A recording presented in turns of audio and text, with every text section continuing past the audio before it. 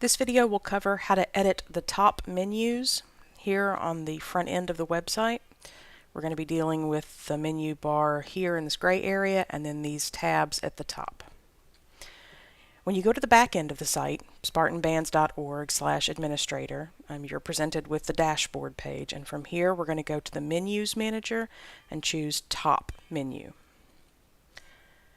And you'll see here Forms, Announcements, Staff, Audition Music matches the same tabs we have up here.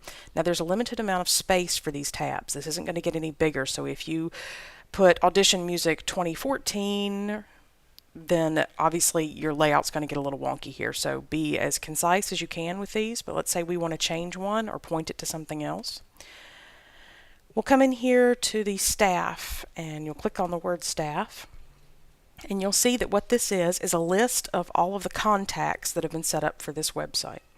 And then we have some various options that we can change. You can make this different if you want. You don't have to have this be a list of all contacts. If you hit the select button next to menu item type, you can change this menu to just about anything you'd like. You can have it jump to the newsletter section, or you can have it jump to some page in the Facebook-like section that we have, or you can have it jump to an individual article, which is what you're going to do 90% of the time, or you can have it jump to an individual file or a list of things that the kids can go and download. So let's say we chose File View. Your options down here will always be a little bit different depending on what you chose for your menu item type. For example, in this particular option, it's asking us to select a file. So if I choose Band Handbook, and I was to change the name of this to Handbook, when I save this now, I don't want to, but when I do, the staff will go away and Forms Handbook will show up there instead, and it will be a link directly to the Forms Handbook. Now I don't want to mess up your staff link, so I'm not going to do this, but we'll actually do a real menu in a minute and I'll show you how this works. But I wanted you to know where those two menus were. The first one is under Menus and it's called the Top Menu.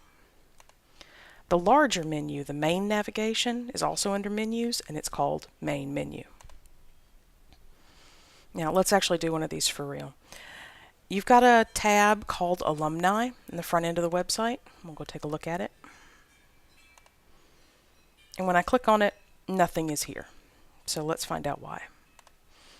I go back to the back end, and when I click on Alumni, that it is a category blog, which means that it's going to display all of the articles in a category laid out like they were a blog.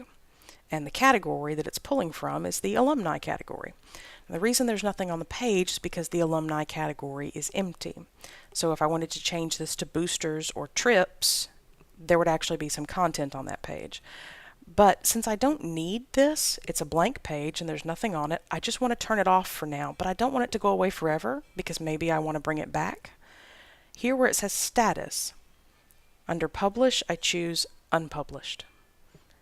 If you click save, what you did will save, but this page still stays active, so you can continue editing if you would like.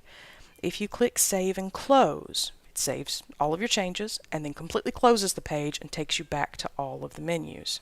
You'll see now that Alumni has a little red X next to it, so does Audition Music. That's because these two things will no longer show up on the front of the website. And you can see here, it's gone. If I ever decide I want it back, you want to create an alumni page and you made an article, we just go back in and you can actually just touch this little red icon or click it and it will come right back. I'll go back to the front end of the website and show you. And there it is. But since it's empty, we'll turn it off.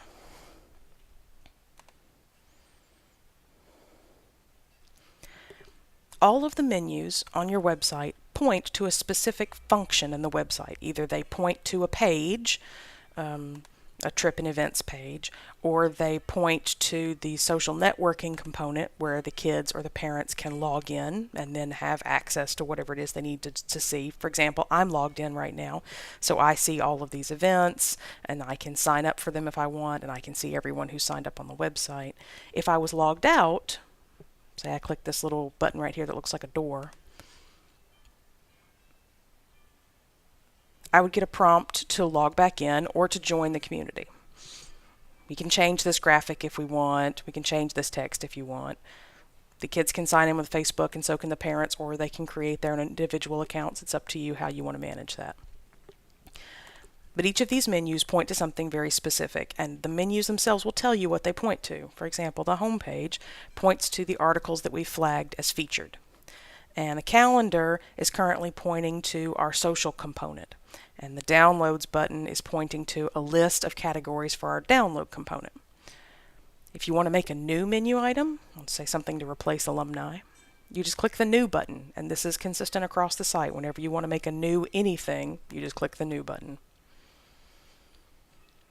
And for my menu item type, I'm going to put a link to a completely different website. Down here, all the way at the bottom of this, I can put an external URL. And let's say I wanted a link up at the top of our menu to go to the Google homepage. It helps if you fill out the field like you're supposed to.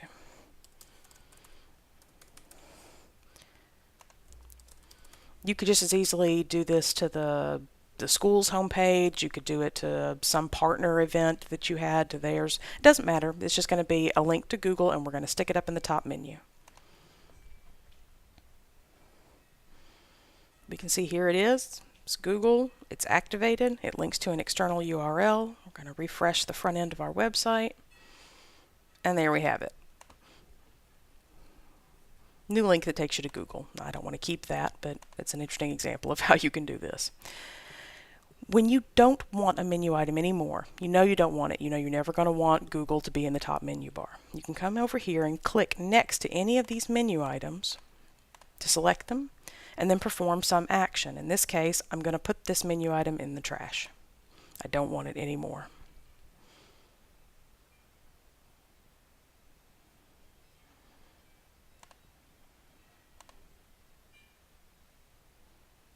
And you can see it's gone.